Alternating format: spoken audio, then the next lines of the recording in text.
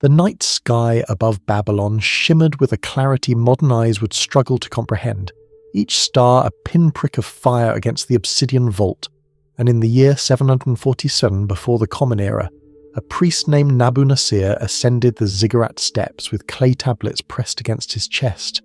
tablets that would begin a chronicle of celestial observations spanning centuries,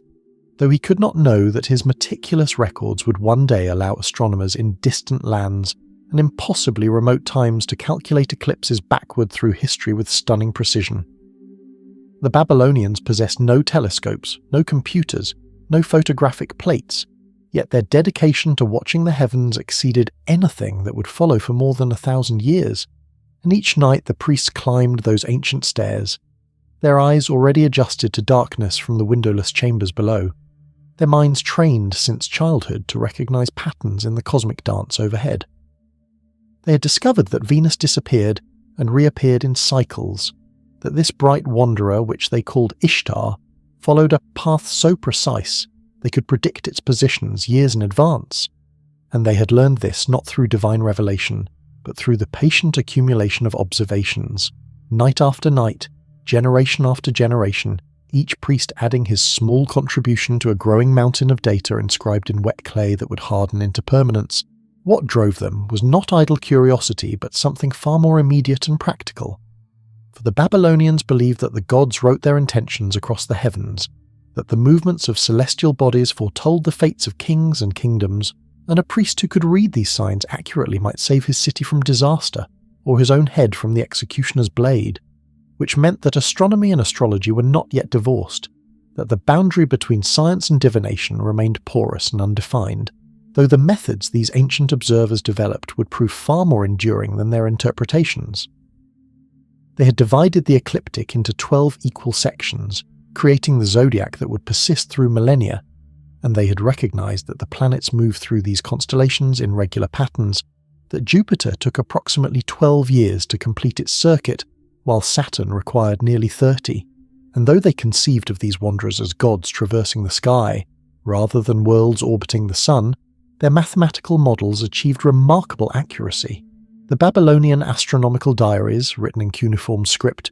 recorded not just the positions of planets but also the weather, the level of the Euphrates River, the prices of commodities in the marketplace, creating an intricate tapestry that connected earth and heaven, commerce and cosmos, and modern scholars studying these tablets have found records of eclipses, of meteors, of comets that appeared as omens of upheaval, all dated and described with a precision that allows us to reconstruct the ancient sky. Centuries passed, and the knowledge flowed westward like water seeking its level, carried by merchants and soldiers, by slaves and scholars, until it reached the Greek colonies where a different kind of mind began to reshape these observations into something new. In the city of Miletus, around 585 before the Common Era, a man named Thales supposedly predicted a solar eclipse, though whether he truly calculated this event or simply extrapolated from Babylonian records remains disputed, and the eclipse occurred during a battle between the Medes and the Lydians, causing both armies to drop their weapons in terror and sue for peace, which means that astronomy may have ended a war, though neither side understood the geometry that had brought the moon's shadow racing across the earth at thousands of miles per hour. Thales represented a new approach, one that sought natural explanations rather than divine ones, and he proposed that water was the fundamental substance of all things, which seems absurd until one remembers that he lived in a world without chemistry, without physics, where the distinction between solid and liquid and gas remained mysterious, and where water's ability to transform itself through evaporation and freezing suggested a protean power that might indeed underlie all existence. His student Anaximander went further, conceiving of the Earth as a cylinder floating freely in space, held in place not by pillars or by resting on the back of a great turtle, but by being equidistant from all things, a crude idea of equilibrium that nevertheless represented a crucial break from mythology. And Anaximander also proposed that the stars were holes in a great wheel of fire surrounding the Earth,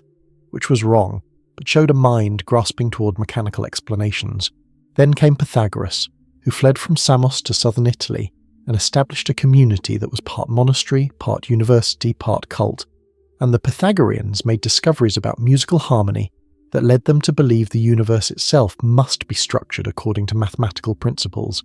That number was the essence of reality, and they claimed to hear the music of the spheres, a cosmic harmony produced by the orbital motions of celestial bodies, though only those who had purified themselves through study and discipline could perceive it. They knew the Earth was spherical, not from sailing around it, but from observing that the mast of a departing ship disappeared last, that different stars became visible as one travelled north or south, and that the Earth's shadow on the Moon during a lunar eclipse was always curved regardless of the time of night or year, which could only occur if the Earth itself was round, and this knowledge was not lost and rediscovered, but transmitted continuously through ancient and medieval times, making the common modern assumption that educated people once believed in a flat Earth a curious historical fiction.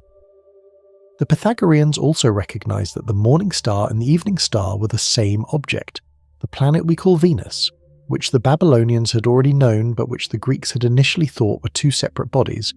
and this realization that appearances could deceive, that careful observation could reveal unexpected unities, became a cornerstone of scientific thinking. Aristotle, born in 384 before the Common Era in the Macedonian town of Stagira, systematized Greek knowledge of the heavens into a comprehensive cosmology that would dominate Western thought for 2,000 years, and though much of what he taught was wrong,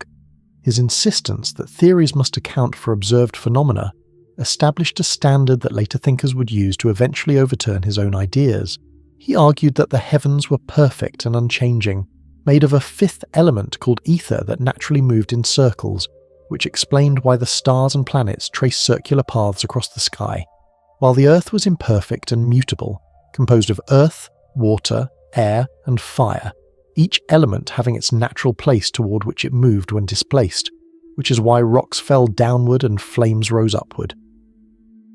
This geocentric model seemed to accord with common sense and with observation, for the Earth did not appear to move, and if it rotated, why did objects thrown upward not land far to the west, left behind by the spinning surface? And why did we not feel a great wind constantly blowing from the east as the Earth turned beneath the atmosphere? These were not stupid questions, but reasonable objections that would require sophisticated physics to answer, physics that would not be developed for another 2 millennia.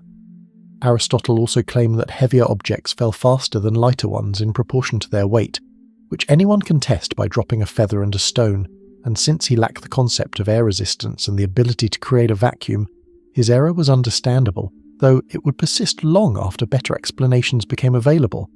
demonstrating how authority can sometimes impede truth, even in the pursuit of knowledge. The true genius of Greek astronomy emerged with Aristarchus of Samos, who lived around 270 before the Common Era and proposed a heliocentric model of the solar system nearly 18 centuries before Copernicus, arguing that the Earth and planets orbited the Sun while the Earth simultaneously rotated on its axis, which would explain the daily motion of the stars without requiring the entire cosmic sphere to spin at impossible speeds. He had calculated the relative distances to the Sun and Moon by observing the exact moment of half-moon, when the Earth, Moon, and Sun formed a right triangle, and though his measurements were imprecise due to the difficulty of determining the exact instant of half-moon and the limitations of naked-eye observation, his method was geometrically sound and showed that the Sun was much larger than the Earth, which made it reasonable to suppose that the smaller body orbited the larger rather than the reverse. Yet his ideas were rejected by most of his contemporaries, not from religious dogmatism, since the Greeks had no sacred text declaring the Earth's centrality, but because the heliocentric model seemed to conflict with physics and with observation, for if the Earth orbited the Sun, the positions of stars should shift slightly throughout the year due to parallax, the same effect that makes nearby trees seem to move against distant mountains when you drive past them, and since no such stellar parallax could be detected, either the Earth was stationary or the stars were so unimaginably distant that the entire orbit of the Earth shrunk to an insignificant point by comparison, and the latter possibility seemed absurd, a waste of cosmic space that offended Greek sensibilities about proportion and purpose. Eratosthenes, working in Alexandria around 240 before the Common Era, heard that in Syene, far to the south, the sun stood directly overhead at noon on the summer solstice, casting no shadow, while in Alexandria on the same day, vertical objects did cast shadows, and he recognized that this difference could only occur on a curved surface, and that by measuring the angle of the shadow in Alexandria and knowing the distance to Syene, he could calculate the circumference of the entire Earth using simple geometry. He determined that the shadow angle was about 7 degrees, roughly 1/50th of a full circle, which meant that the distance between Alexandria and Syene represented 1/50th of the Earth's circumference, and multiplying that distance by 50 yielded a result remarkably close to the modern value of approximately 40,000 kilometers, though the exact accuracy is difficult to determine because we do not know precisely which unit of measurement he used and how it converts to modern standards. What matters is not the numerical precision, but the method, the insight that local measurements and mathematical reasoning could reveal global truths, that the cosmos was not arbitrary but lawful, susceptible to human investigation and comprehension. Hipparchus, who lived in the 2nd century before the Common Era and worked primarily from the island of Rhodes, created the first comprehensive star catalogue, listing the positions and apparent magnitudes of approximately 850 stars, and in comparing his observations with older records, he discovered something extraordinary and completely unexpected. The positions of the stars relative to the vernal equinox had shifted slightly over the intervening decades, not because the individual stars had moved, but because the Earth's axis of rotation was slowly wobbling like a spinning top, tracing out a circle among the stars over a period of approximately 26,000 years, a phenomenon now called the precession of the equinoxes. This discovery required not just careful observation, but access to accurate records from earlier observers, which demonstrates how astronomy has always been a cumulative enterprise, each generation building on the work of predecessors, and it also revealed that the heavens were not quite as constant as Aristotle had claimed, that change occurred on timescales longer than human lifetimes, which meant that understanding the cosmos required patience and institutional memory spanning centuries. Hipparchus also compiled extensive observations of the moon's motion and discovered that its orbit was not a perfect circle centered on the Earth, but an ellipse, or more accurately, that the moon's distance from Earth varied throughout its orbit, which he deduced from the changing apparent size of the moon and the varying length of time between eclipses, and he developed mathematical models using epicycles and eccentrics to account for these irregularities, creating predictive tools of considerable accuracy while remaining entirely within the geocentric framework. The culmination of ancient astronomy came with Claudius Ptolemy, who lived in Alexandria during the 2nd century of the Common Era and synthesized centuries of Greek astronomical knowledge into a massive work known as the Almagest, which would serve as the definitive textbook of astronomy for nearly 1,400 years, longer than any other scientific work has maintained its authority, and though Ptolemy's geocentric model was ultimately wrong, it was brilliantly constructed, mathematically sophisticated, and able to predict planetary positions with acceptable accuracy for most practical purposes. He elaborated on Hipparchus's epicycles, imagining each planet as moving in a small circle, whose centre moved along a larger circle around the Earth, which could account for the observed retrograde motions when planets appeared to reverse direction against the background stars, and he added further complications like the equant, an imaginary point offset from the Earth around which the centre of the epicycle moved at constant angular velocity, which violated Aristotelian principles of uniform circular motion but improved the model's accuracy. Ptolemy also wrote a comprehensive work on astrology called the Tetrabiblos, which demonstrates that even the greatest scientific minds of antiquity did not distinguish sharply between astronomy and divination, that they believed celestial motions genuinely influenced terrestrial events. And while modern readers might see this as a lamentable confusion, it perhaps motivated the painstaking observations that made later discoveries possible, for people study most diligently those things they believe to be important, and if astrology made astronomy important, then astrology served as the womb from which a truer understanding would eventually be born. As the Roman Empire crumbled and learning retreated from Western Europe, astronomical knowledge found refuge in the Islamic world,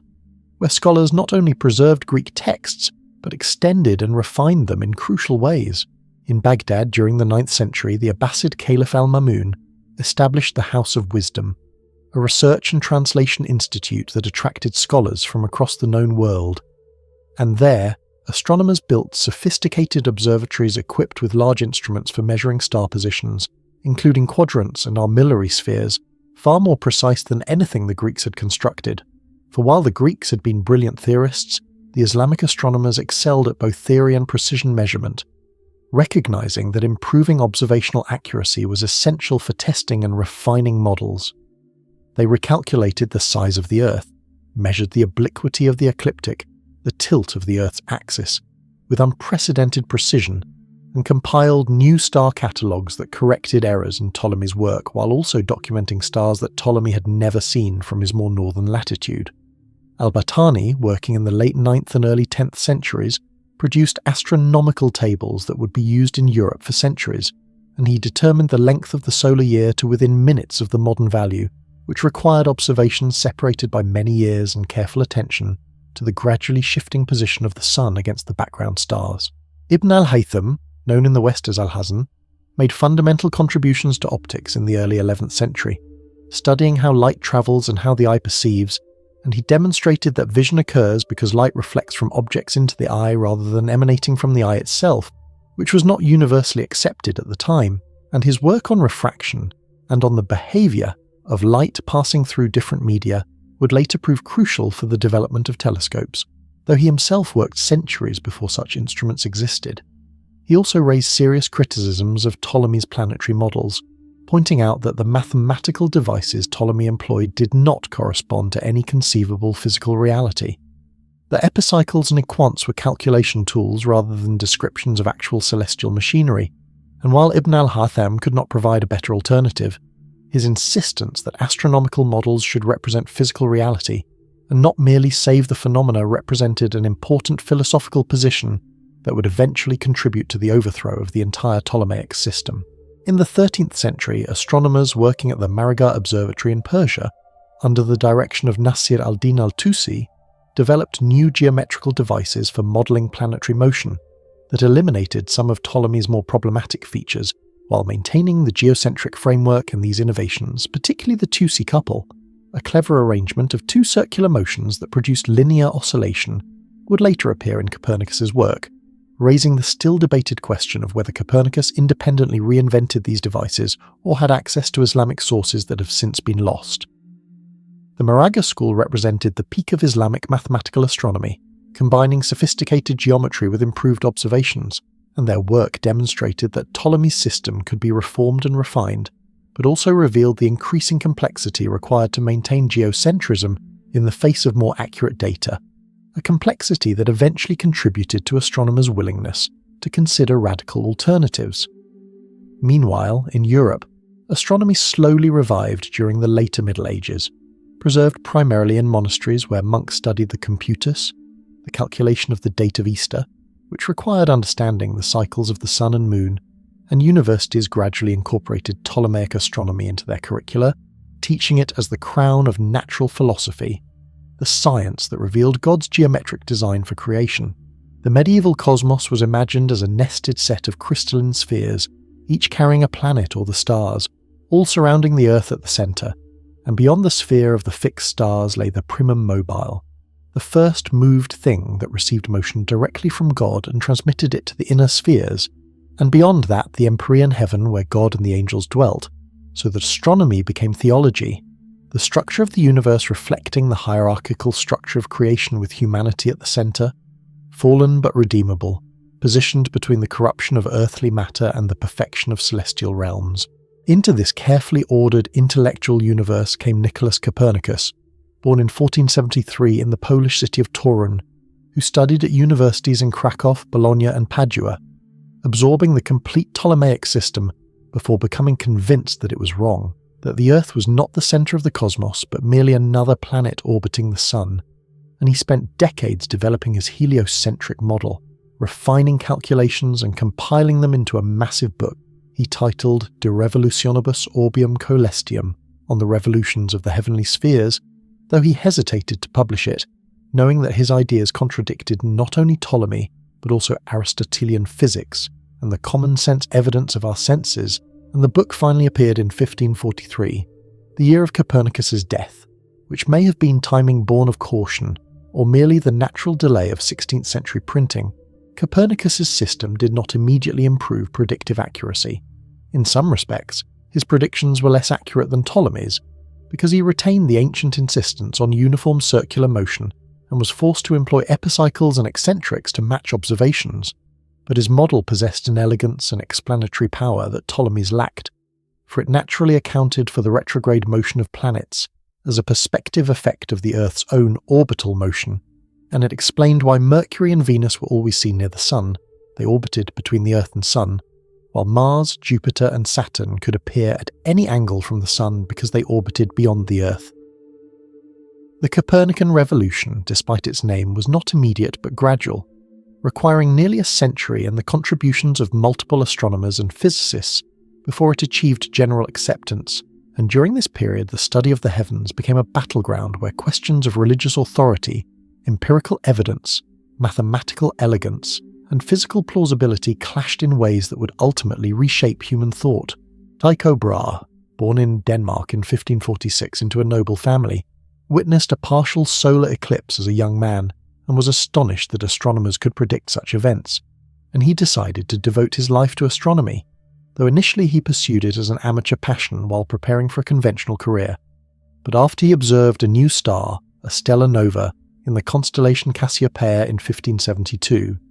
an object that appeared where no star had been before, shining brightly enough to be visible in daylight for several weeks before gradually fading over the course of months, he made careful measurements to determine its distance and found that it showed no parallax, which meant it was far beyond the Moon, located in the supposedly unchanging celestial realm, and this discovery contradicted Aristotelian cosmology, which held that all change and generation occurred only in the sublunary region, and Tycho published his findings in a book that made him famous across Europe. The King of Denmark, Frederick II, was so impressed that he granted Tycho the island of Haven and funds to build an observatory, and there Tycho constructed Uraniborg, a castle observatory, equipped with the largest and most precise instruments yet built, including massive quadrants and sextants for measuring star and planet positions to an accuracy of about 1 arc-minute, which was the limit of naked-eye observation, since the telescope had not yet been invented, and Tycho spent 2 decades at Uraniborg compiling observations of unprecedented quality, night after night, year after year, mapping the stars and tracking the planets with a dedication that bordered on obsession. In 1577, a great comet appeared, and Tycho again measured it carefully and determined that it too lay far beyond the Moon, and was moving through the region where the crystalline spheres were supposed to exist, which meant that either the spheres were not solid, which contradicted how most people imagined them, or they did not exist at all, and Tycho's observations of this comet dealt another blow to the Aristotelian Ptolemaic cosmos, chipping away at its foundations even though Tycho himself never accepted the Copernican system. Tycho developed his own compromise model, a geoheliocentric system in which the Sun and Moon orbited the Earth, while all the other planets orbited the Sun,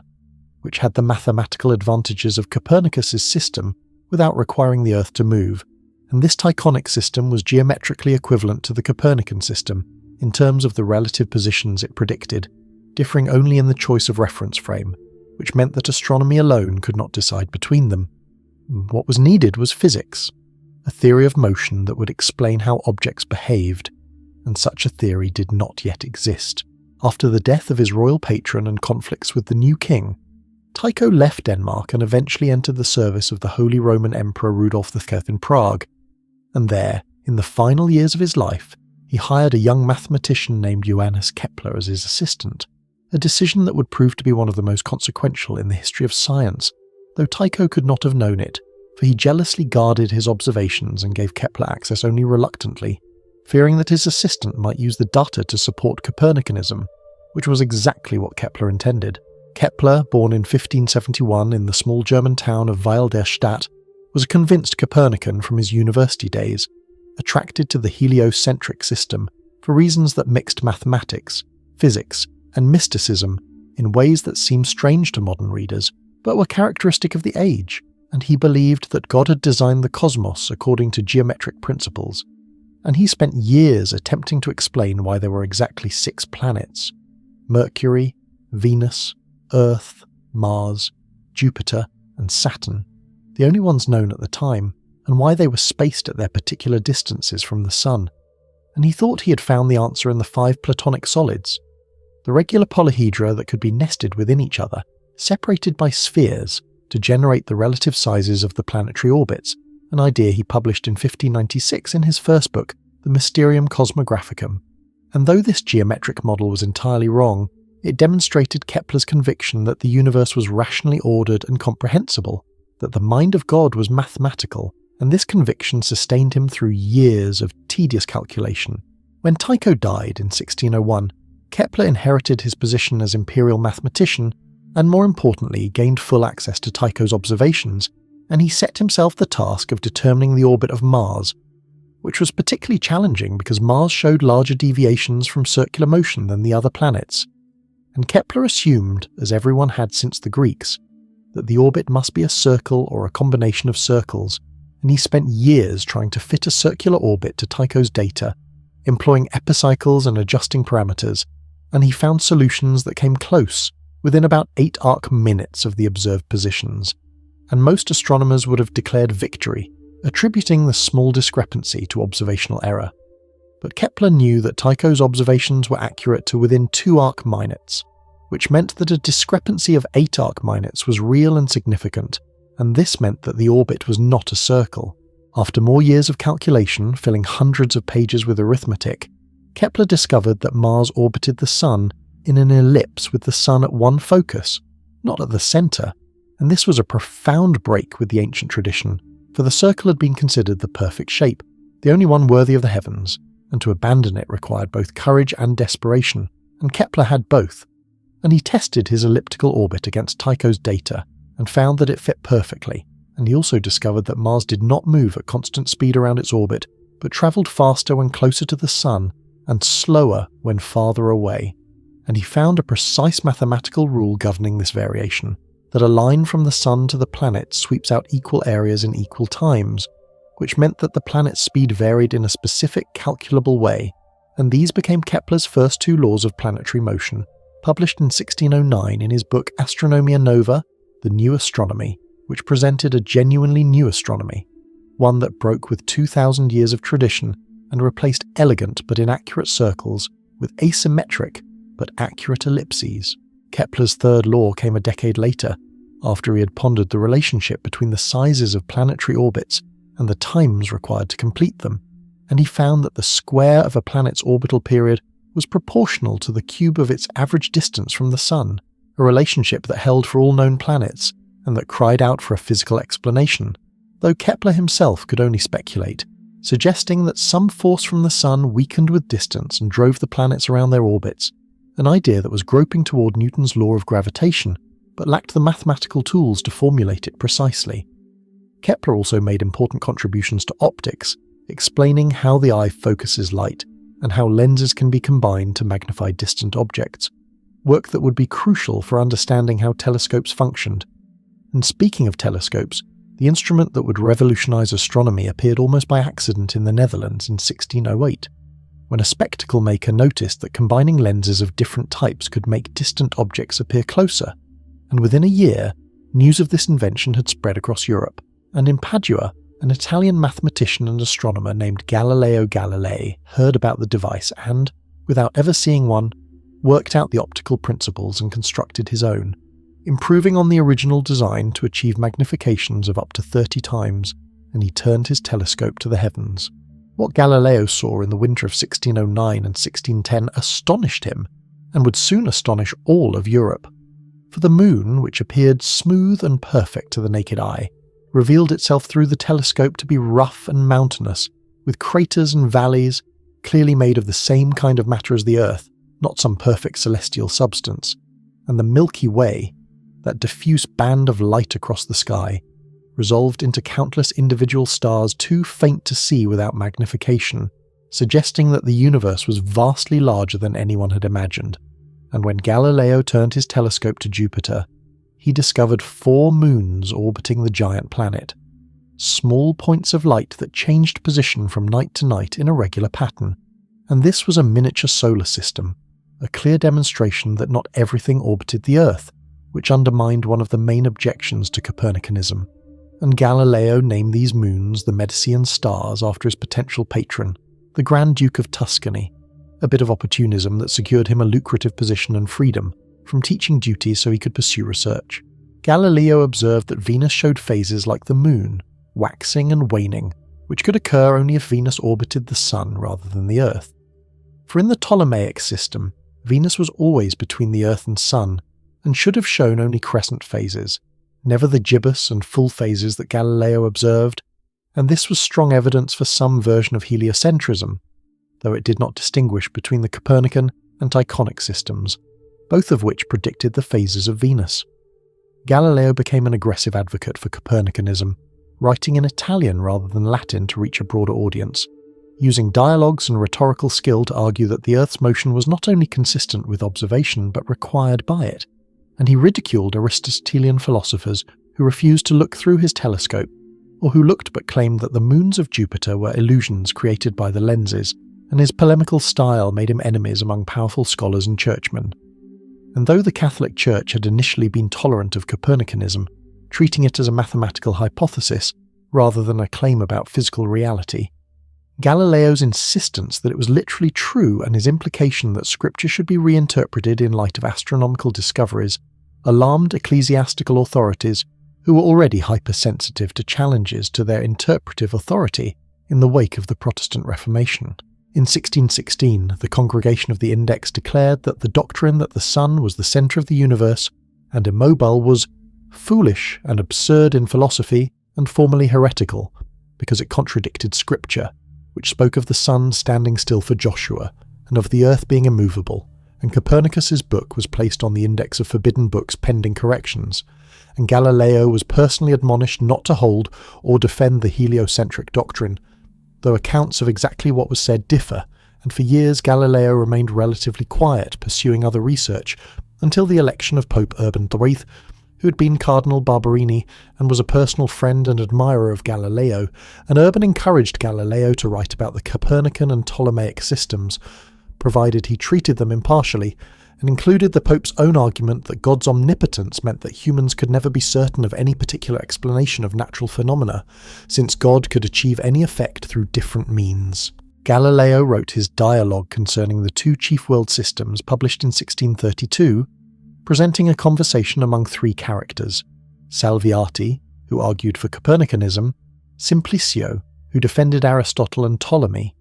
and Sagredo, an intelligent layman who found Salviati's arguments persuasive, and the book was brilliant, witty, and devastating to the geocentric position, and Galileo put the Pope's argument into the mouth of Simplicio, the character portrayed as obtuse and dogmatic, which was either a monumental lapse of political judgment or a deliberate insult, and Urban, feeling mocked and betrayed, allowed the Inquisition to proceed against Galileo. The trial in 1633 was less about science than about authority and obedience, for Galileo was accused not of being wrong, but of disobeying the 1616 admonition, and faced with the threat of torture and imprisonment, Galileo, old and ill, recanted, stating that he abjured, cursed, and detested the error that the Sun was the centre of the world and that the Earth moved, and he was sentenced to house arrest for the remainder of his life, and his dialogue was banned, though it circulated widely anyway in Protestant countries, and in clandestine copies in Catholic ones, and the trial became a symbol of conflict between science and religion, though the reality was more complex, for many Jesuits were accomplished astronomers who used telescopes and made important discoveries, and the Church's opposition was motivated by concerns about scriptural interpretation and ecclesiastical authority, rather than by opposition to observation or mathematics as such.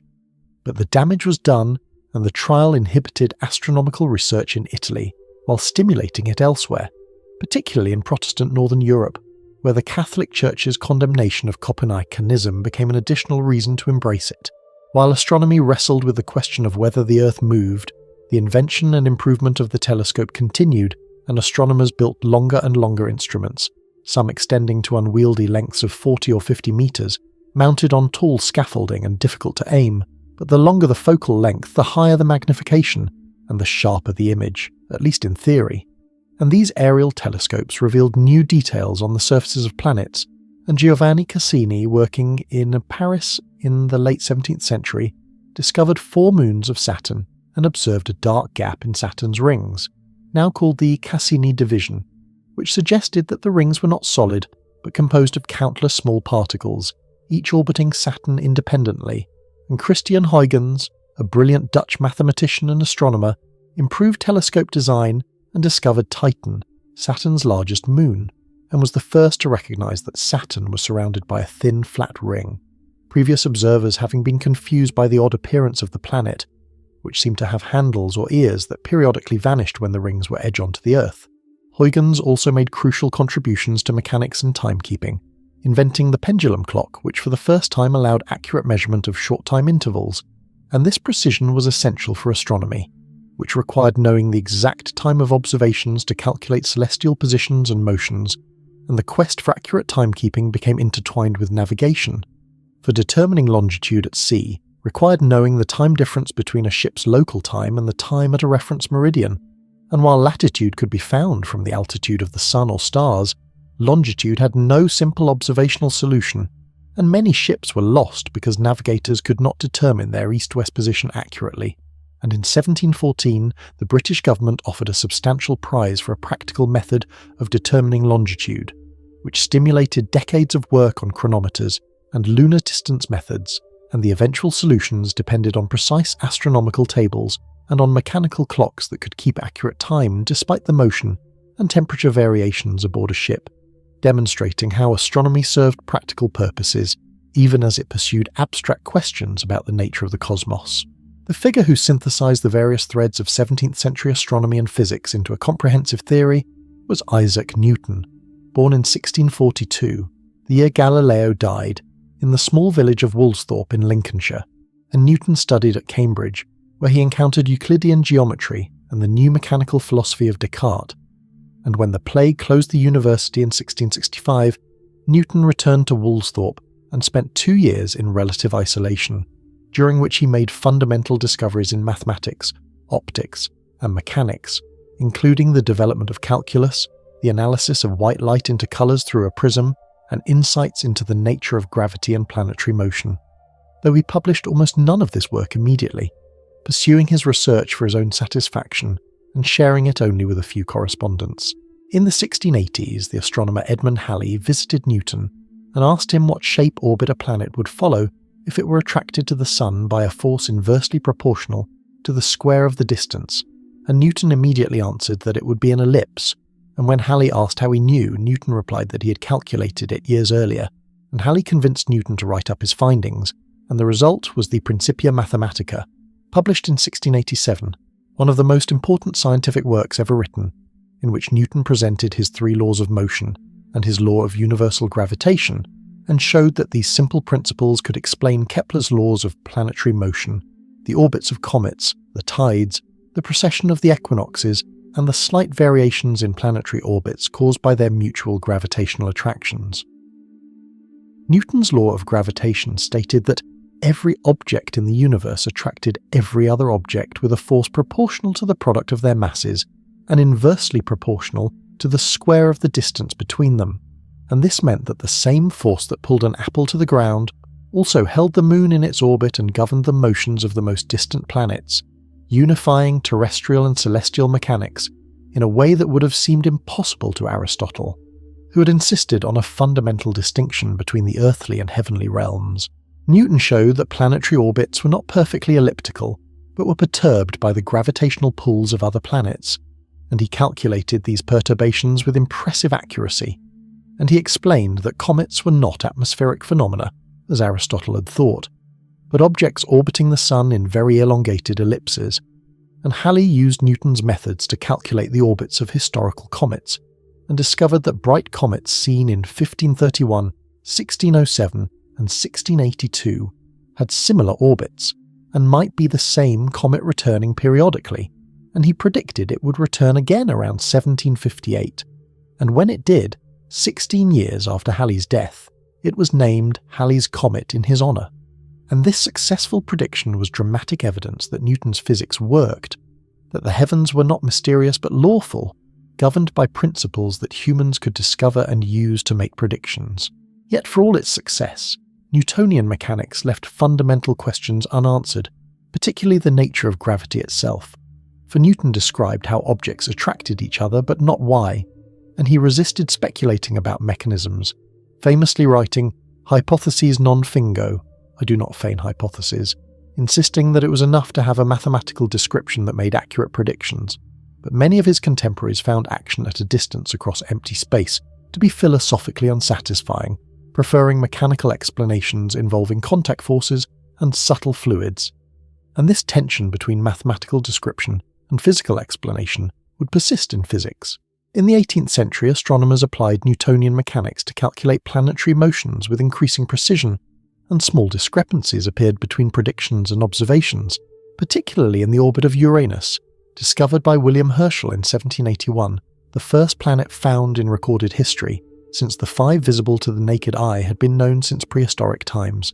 And Herschel was engaged in a systematic survey of the stars with a large reflecting telescope he had built himself, grinding the mirror and constructing the tube and mounting, and he noticed a star that showed a tiny disk, meaning it was not infinitely distant like the stars, but relatively nearby, and he initially thought it was a comet, but further observations showed it was moving in a roughly circular orbit beyond Saturn, and it was soon recognized as a new planet, doubling the known size of the solar system. By the 1840s, observations of Uranus revealed that it was not following the orbit predicted by Newtonian mechanics, when only the gravitational effects of the Sun and known planets were considered, and 2 young mathematicians, Urbain Le Verrier in France and John Couch Adams in England,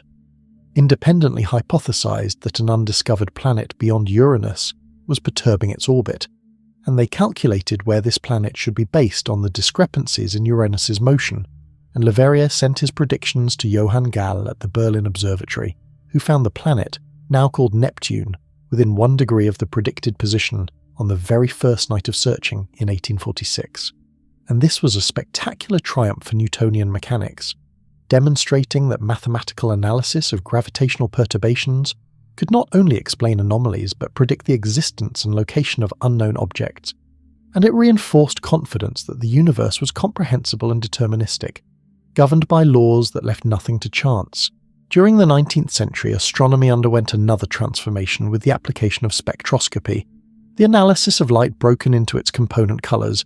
for when light from a glowing gas passed through a prism, it produced not a continuous rainbow but a series of bright lines at specific colours, and each chemical element produced a unique pattern of lines, a kind of fingerprint, and conversely, when white light passed through a cool gas, dark lines appeared at the same wavelengths. And Joseph von Fraunhofer in the early 19th century observed hundreds of dark lines in the spectrum of the Sun, and though he did not know what caused them, he catalogued them carefully, and later it was realized that these lines were caused by elements in the Sun's atmosphere absorbing specific wavelengths of light coming from the hotter interior. And by comparing the solar spectrum with the spectra of known elements produced in the laboratory, scientists could determine what the Sun was made of, which seemed impossible. For how could one analyze the composition of an object millions of miles away that could not be sampled directly?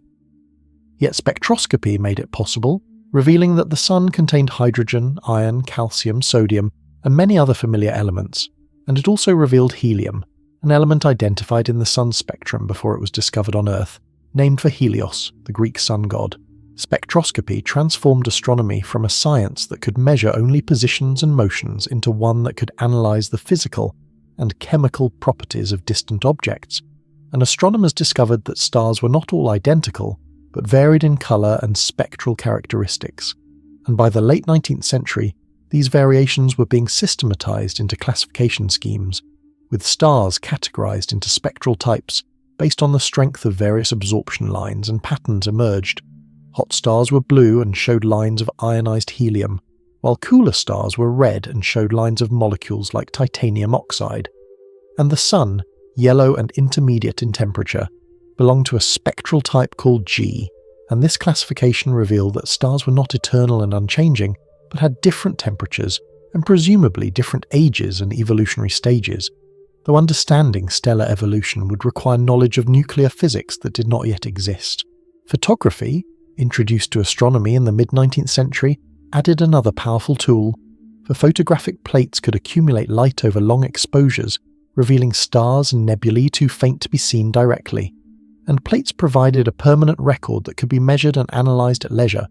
and large surveys were undertaken to photograph the entire sky and catalogue the positions and brightnesses of stars, creating archives that would prove invaluable for later research. for by comparing photographs taken years apart, astronomers could detect stars that had moved or changed in brightness,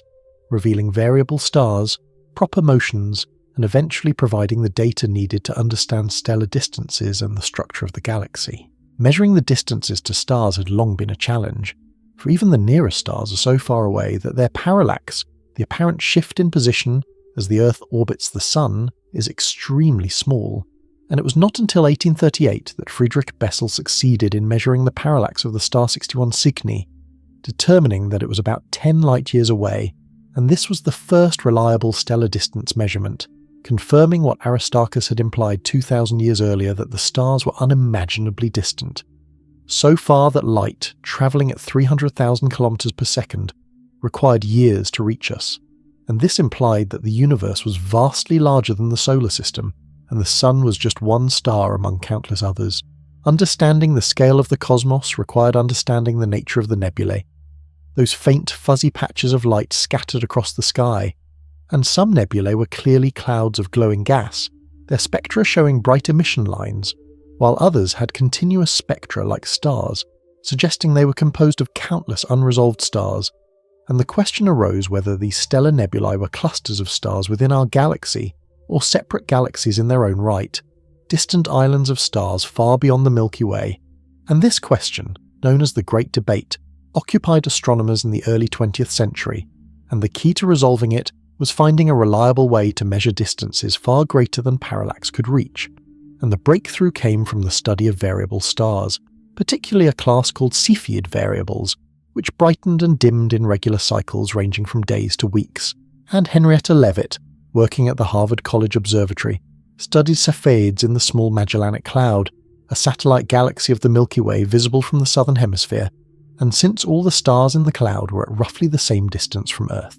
differences in their apparent brightness reflected differences in their true luminosity,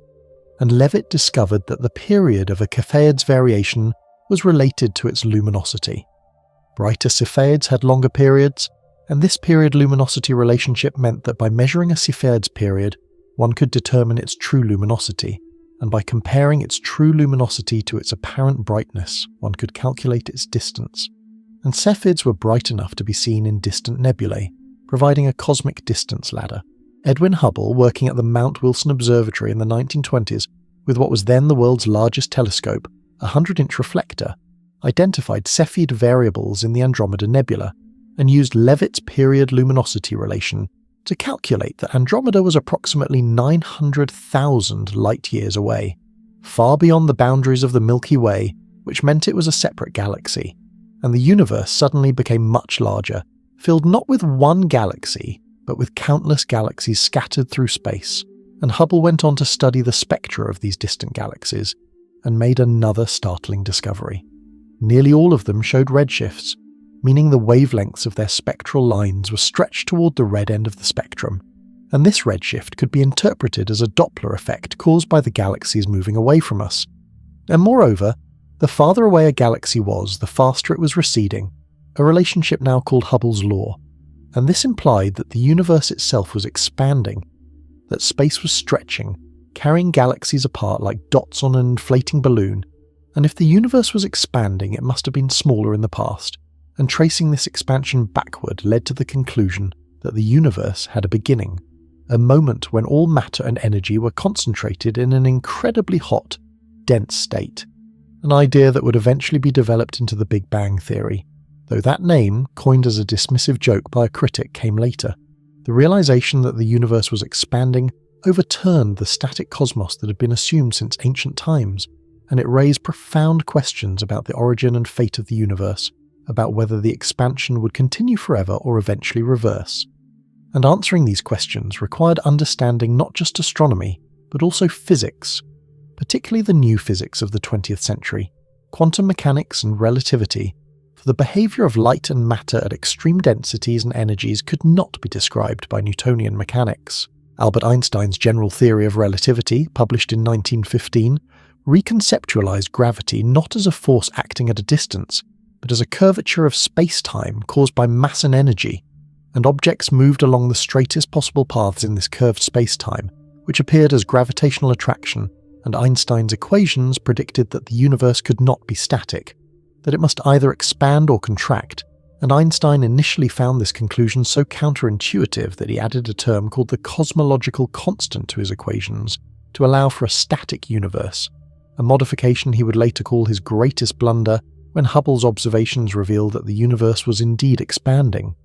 Though intriguingly, evidence discovered at the end of the 20th century suggests that something like the cosmological constant may actually exist, driving an accelerating expansion of the universe. So Einstein's blunder may not have been a blunder after all. General relativity also predicted that light passing near a massive object would be bent by the curvature of space-time, and this was tested during a solar eclipse in 1919,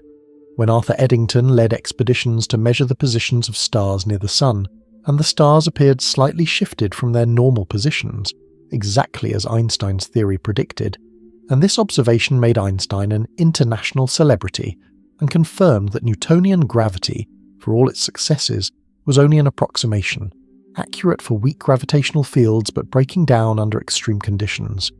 Quantum mechanics, developed in the 1920s and 1930s, revealed that matter and energy behaved in fundamentally probabilistic ways at microscopic scales, that particles had wave-like properties, and that observation affected the observed system in unavoidable ways. And this new physics was essential for understanding how stars generated energy, a question that had puzzled astronomers for centuries, for the Sun radiated enormous amounts of energy, and no chemical process could sustain this output for the billions of years that geological evidence suggested the Earth had existed, and gravitational contraction, the slow shrinking of the Sun converting potential energy into heat,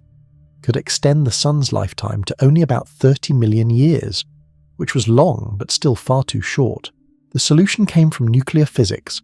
the discovery that under the extreme temperatures and pressures in stellar cores, hydrogen nuclei could fuse into helium, releasing energy according to Einstein's famous equation E equals mc², where a small amount of mass converted into energy produced enormous amounts of power, and this nuclear fusion could sustain the Sun's luminosity for about 10 billion years, and the Sun, currently about 4.6 billion years old, was roughly halfway through its main sequence lifetime, and this understanding transformed stellar astronomy, revealing that stars were not eternal but had life cycles, born from collapsing clouds of gas, spending most of their lives fusing hydrogen into helium. Then, when the hydrogen in their cores was exhausted, undergoing dramatic changes, swelling into red giants, fusing heavier elements in their cores, and eventually dying in various ways depending on their mass, with the low-mass stars like the Sun gently puffing off their outer layers to form planetary nebulae, and leaving behind white dwarf cores, while massive stars ended in spectacular supernova explosions that could briefly outshine entire galaxies and that scattered heavy elements into space, enriching the interstellar medium from which new generations of stars and planets would form, and this meant that the carbon, nitrogen, oxygen, and other heavy elements in our bodies were forged in the nuclear furnaces of ancient stars that died before the Sun was born, making us, quite literally, star stuff, as the astronomer Carl Sagan would memorably phrase it. Astronomy in the 20th century expanded beyond visible light, for electromagnetic radiation includes not only the narrow band of wavelengths our eyes can detect, but also radio waves, microwaves, infrared, ultraviolet, X-rays, and gamma rays, and the Earth's atmosphere blocks most of these wavelengths, which is fortunate for life, since X-rays and gamma rays are harmful, but unfortunate for astronomy, which could learn much from observing the universe in these invisible forms of light, and radio astronomy began almost accidentally in the 1930s, when Karl Jansky, an engineer investigating sources of static for Bell telephone laboratories, discovered radio emission from the centre of the Milky Way, and this opened an entirely new window on the universe, for radio waves penetrate dust clouds that obscure visible light, and many cosmic phenomena emit strongly in radio wavelengths, including pulsars, rapidly spinning neutron stars that emit beams of radio emission like cosmic lighthouses, discovered in 1967 by Jocelyn Bell Burnell, who initially thought she might have detected signals from an alien civilization because the pulses were so regular, and quasars are quasi-stellar radio sources that appeared as faint points of light but emitted as much energy as entire galaxies. and the only explanation that made sense was that they were the intensely luminous cores of distant galaxies powered by supermassive black holes, objects so dense that not even light could escape their gravitational pull, predicted by general relativity, but long considered purely theoretical until observational evidence accumulated showing that they must exist. The space age, beginning with the launch of Sputnik in 1957, enabled astronomy to escape the limitations of the Earth's atmosphere, and telescopes in orbit could observe in ultraviolet, X-ray, and infrared wavelengths that never reached the ground. And the Hubble Space Telescope, launched in 1990, despite an initial mirror flaw that was corrected during a dramatic repair mission, has provided images of unprecedented clarity, revealing galaxies at the edge of the observable universe, watching stars being born in glowing nebulae, and observing planets orbiting other stars, a discovery that had long been anticipated but was not confirmed until the 1990s, when improved instruments finally became sensitive enough to detect the tiny wobbles in a star's motion caused by an orbiting planet or the slight dimming when a planet passed in front of its star, and thousands of exoplanets have now been discovered, ranging from hot Jupiters orbiting closer to their stars than Mercury is to the Sun, to super-Earths with masses several times our planets, to planets in the habitable zones of their stars where liquid water might exist, raising the tantalizing possibility that life might have emerged elsewhere in the universe, though detecting such life remains beyond our current capabilities. The study of cosmology, the science of the universe as a whole, has revealed a cosmos stranger and more wonderful than anyone imagined. For observations of distant supernovae and of the cosmic microwave background radiation, the afterglow of the Big Bang, still detectable as a faint radio hiss filling all of space, have shown that the ordinary matter we are familiar with, atoms, molecules, stars, planets, constitutes only about 5% of the total mass energy of the universe, while about 27% is dark matter, some unknown substance that interacts gravitationally but does not emit or absorb light, and the remaining 68% is dark energy, a mysterious force causing the expansion of the universe to accelerate. And despite decades of research, physicists still do not know what dark matter and dark energy are, which is both humbling and exciting, a reminder that for all we have learned, fundamental mysteries remain, and the journey of discovery that began when ancient observers first tracked the wanderings of planets continues today, with particle accelerators searching for dark matter, candidates, and with telescopes probing the earliest moments of the universe, and the story of astronomy is not finished but ongoing, each generation adding to the accumulated knowledge, correcting errors, making new discoveries, and occasionally overturning established ideas in revolutionary leaps that reveal how much we still have to learn about the cosmos and our place within it. And this long arc from Babylonian priests on ziggurats to spacecraft exploring the outer solar system and beyond represents one of humanity's greatest intellectual achievements: the patient, collective effort to understand the universe through observation, reason, and imagination, to lift our eyes from the Earth and comprehend the vast, ancient, and beautiful cosmos that surrounds us.